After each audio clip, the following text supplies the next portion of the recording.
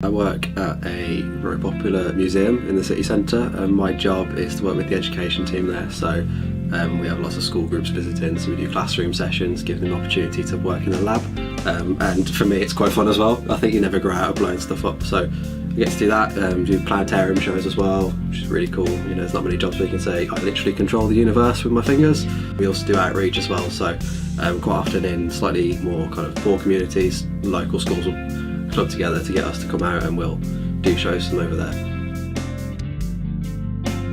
Hi, so I'm Charlie, I'm 22 years old, and I work in the museums and heritage sector.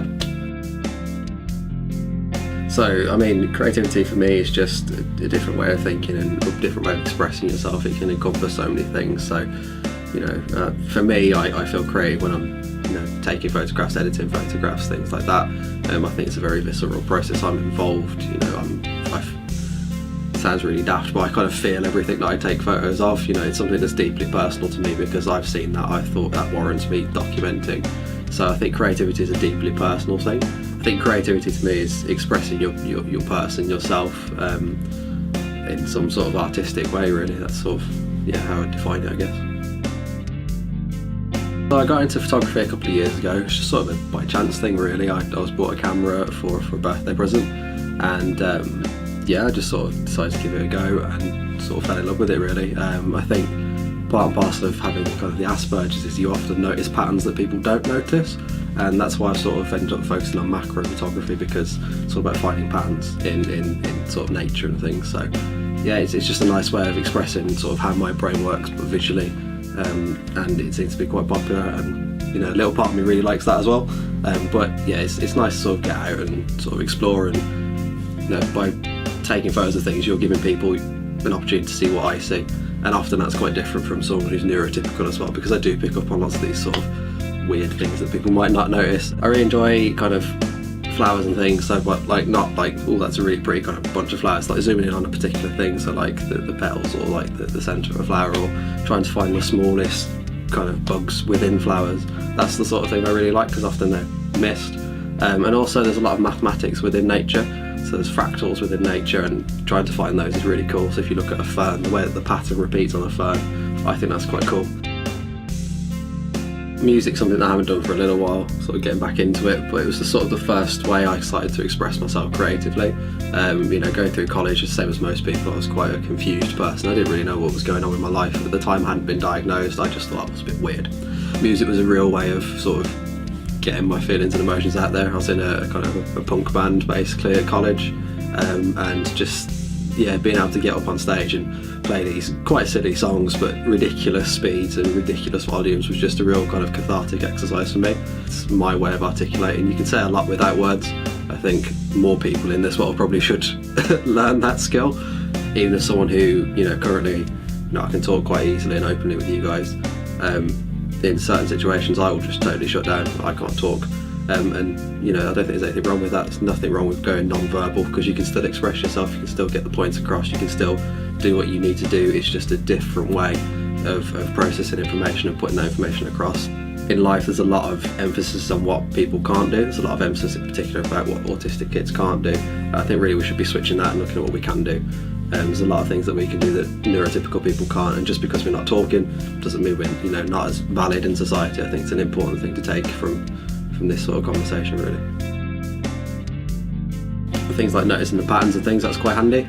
You know, especially in sort of a workplace environment, because I guess everything these days is focused towards work. You know, data handling, that kind of stuff kind of comes to me like that. And just sort of prioritising and getting through tasks, because that's just how my brain in particular works. And I think sort of occasionally becoming emotionally detached from a problem may seem like a bad quality, but actually it means you can prioritise what needs to be done. A busy environment is my kind of big thing. Again, lots of people have the different challenges, but the moment that my brain really starts to shut down is when it's very busy, very loud, lots of things going on.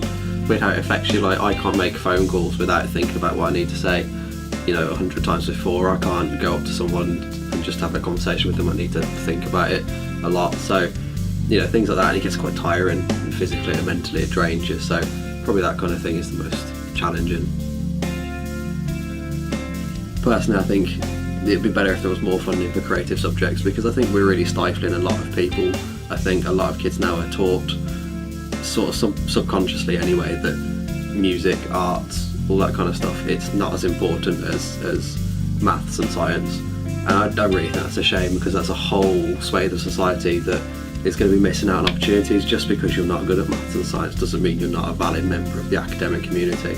So I think education in general, I think, could do with sort of focusing on smaller classes, bigger budget, and, you know, just validate kids that want to do creative subjects more, because STEM is important, don't get me wrong, STEM is a fantastic area to go into, but there is more to life than STEM, there's more to life than mathematics and things.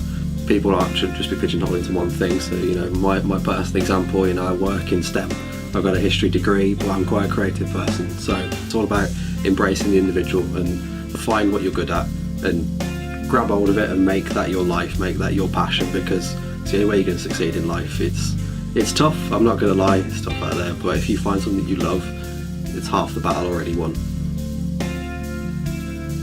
It's a tough process, it's a long process, I'm not going to lie, but it's a process that you will come through. There's no point in feeling bad about it, there's no point beating yourself up about it, because it's just who you are. It's not a bad thing either, it's just a different way of thinking. It just means you know, all the chemicals in your brain just work slightly differently, and that's okay. You know, it happens throughout the universe, things work slightly differently and they still function. So, you know, it's easy for me to say come to terms with it. You know, I still have bad days, I have good days, but you will find something that you are good at, you'll find something you're better than everyone else at, and you will excel at that. You just need to grab hold of it, make it your passion, and if you love something enough, you will be able to do it. And don't let anyone ever say you can't do something because of what's going on in your head, because that's what makes you you. And it's very cliche to say we're all unique, but hey, we all are, and yeah, it gets better.